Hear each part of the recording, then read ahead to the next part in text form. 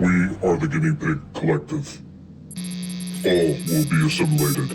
Resistance is futile. Welcome back as we're hanging out with Stripe, the horror icon pig. Best hair on YouTube, Stripe. Stripe's getting his nom on as we were getting ready to look at our next horror-related figure. This one technically could be superhero too, but Stripe is getting the tap on this one as we were getting ready to look at something from Neca. Teenage Mutant Ninja Turtles, crossover with Universal Monsters. We've got Raphael as Frankenstein's monster ultimate action figure. This one looks pretty cool. This one came out quite some time ago. The new one is already out as Raphael as the Wolfman. But I got this one for my anniversary and we are finally getting around to checking this one out. This looks pretty damn cool. There's a look at it inside the packaging before we open it up. So let's go ahead and get this one out and take a look at it. He's alive! Alive! Shut up! So here we go with Raphael as Frankenstein's monster right out of the box. One thing I will note about this one is if we get close up on him, all the amazing detail that is sitting in this figure, like just in the face alone, all the little staples, the stitches, there's all kinds of like little mole marks and everything on the side of his head. I don't know how much this is going to capture of it, but this is really amazing. The little dial that he has, the little pressure gauge that he has sitting right there, it's all cracked, it's all busted up looking. The chain that's around his waist, and it's got like this rusted look to it too, and that is a real chain. All the stitching in the pants, the bolts down at the bottom of the ankles. A sewer grate bolted onto his back on his cracked shell, and another pressure gauge right there. Again, another pressure gauge that's got cracks in it. It's got like, you know, stains and everything else, like in the hoses and the wires coming out of it, coming back up to him. Like really amazing stuff. Like even in the arms, all the little stitching that he has in the arms and the hands. He's even got like a plate on this one bolted up to the arm. Really cool looking stuff. So let's check him out with some extras and of course see what kind of articulation he has.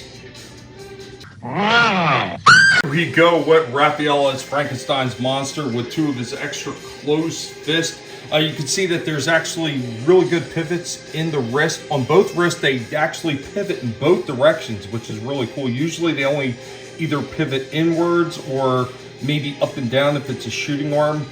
But no, these pivot in both directions, really cool. Of course, the turn there at the wrist, he's got a nice turn at the forearm at the end of the elbow, as well as a double jointed elbow. It is a little bit restricted because of the elbow pads. He's got decent movement up in the shoulders. It moves up a decent amount. You kind of watch the wires that are on the back where you can actually pull them. He does have a turn at the bolt portion of his neck and at the top of the head as well, with a nice ball on the end of that, so you can kind of get his head tilted in a couple different angles. There is absolutely no waist turn. Double jointed knees. Once again, the knee pads on this one do restrict it ever so slightly, but really good pivot and rock down at the feet. And I will say that this is a very bulky figure, so once again, when the bulky figures have this much movement in, I'm actually kind of astounded by that. Oh, so you want to do this for real? Here we go with Raphael's Frankenstein's monster with his last two hands so he can grip those lightning bolt-esque size that he comes with. Really, really nice figure overall. I will say, because it is a big blocky figure, of course with the blocky figures you're always going to lose a little bit of articulation, but there is still quite a bit in this one. Harkens back to the Triceratops Zog, the Wondershare figure that I have done as well in the past, both of which are blocky figures, very solid figures, but still possess enough articulation in them to make them a nice, wonderful addition to anybody's collection.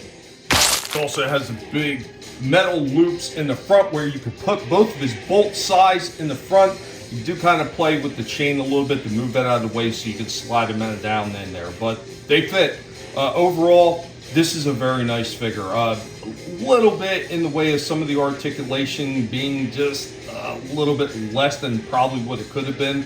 But for a blocky figure, once again, I think they did a damn good job. The amount of detail that they put into this thing is absolutely outstanding.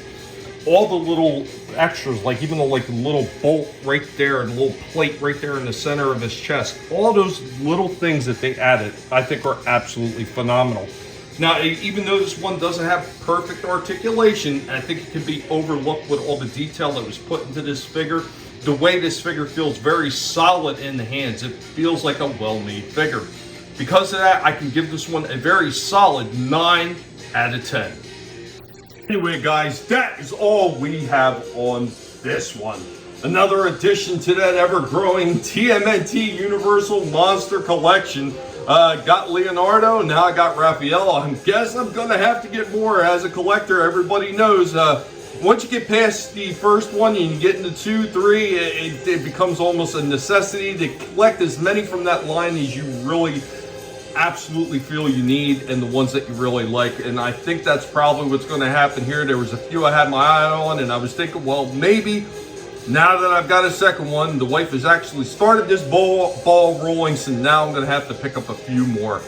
Guys, be sure to let Stripe, the horror icon pig, know what you thought about this one. Later, y'all. Teenage Mutant Ninja Turtles.